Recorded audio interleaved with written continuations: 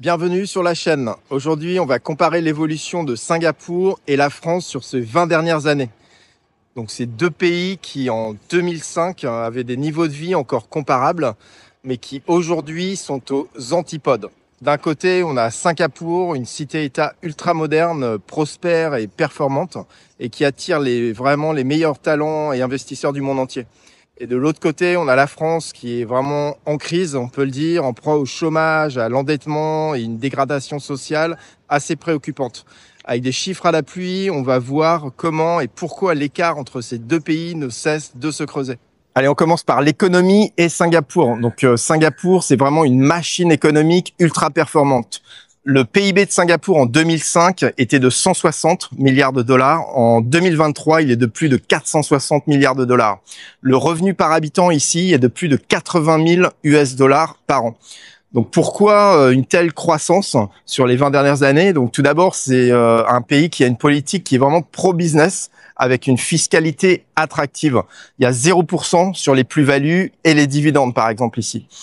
Il y a aussi une ouverture économique qui attire beaucoup d'investisseurs étrangers et des talents du monde entier. Ensuite, on a une main-d'œuvre ici qui est hautement qualifiée. Il y a vraiment une éducation qui est excellente et beaucoup d'innovation. Enfin, il y a une gestion budgétaire qui est très rigoureuse par le gouvernement. Donc, il y a souvent et fréquemment des excédents budgétaires et une dette publique qui est quasiment nulle. On passe maintenant à la France. Donc, en France, le PIB en 2005 était de 2075 milliards de dollars. En 2023, il était de 2900 milliards de dollars.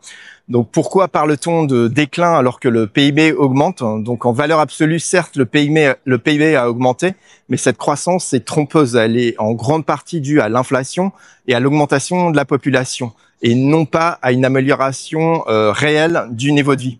Le revenu par habitant, par exemple, a stagné sur ces 20 dernières années et a été largement dépassé par Singapour. En 2023, Singapour affiche un revenu par habitant, comme je vous le disais, de 80 000 US dollars, alors que la France plafonne autour de 50 000 US dollars.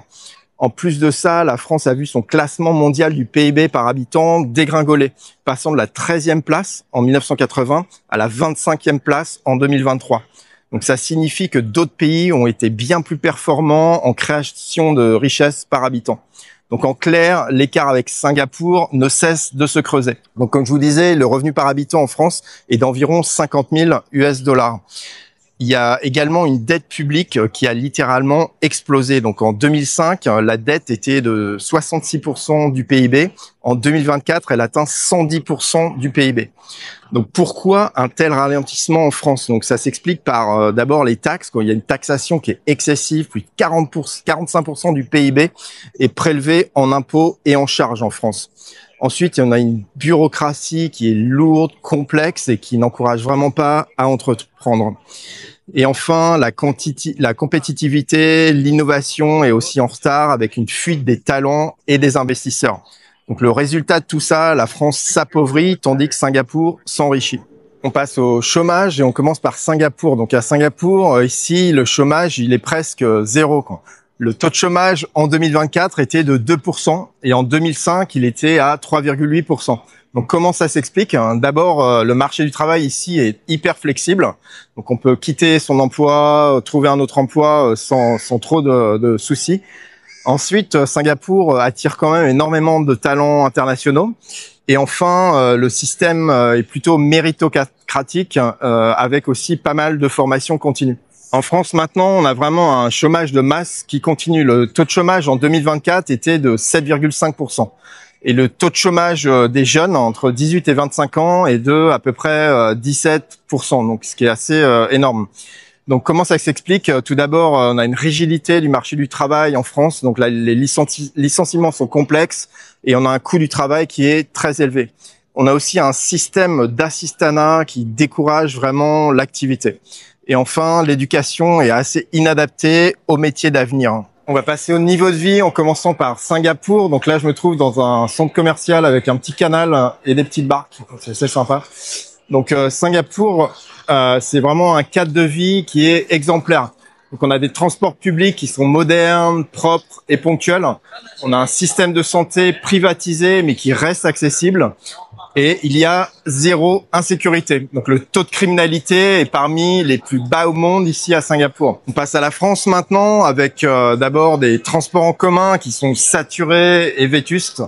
On a une crise du système de santé, donc il y a des hôpitaux qui sont vraiment débordés, des délais d'attente qui sont records.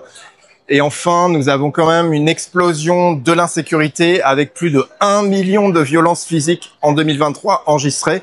Donc clairement, les vols et les agressions sont en hausse dans toutes les grandes villes. Donc si rien ne change, dans 20 ans, l'écart sera encore plus abyssal. Donc qu'en pensez-vous? Dites-le moi en commentaire. Est-ce que la France peut encore s'en sortir d'après vous? Donc mettez un petit commentaire, abonnez-vous pour d'autres analyses comparatives et d'autres vidéos sur l'expatriation. À bientôt!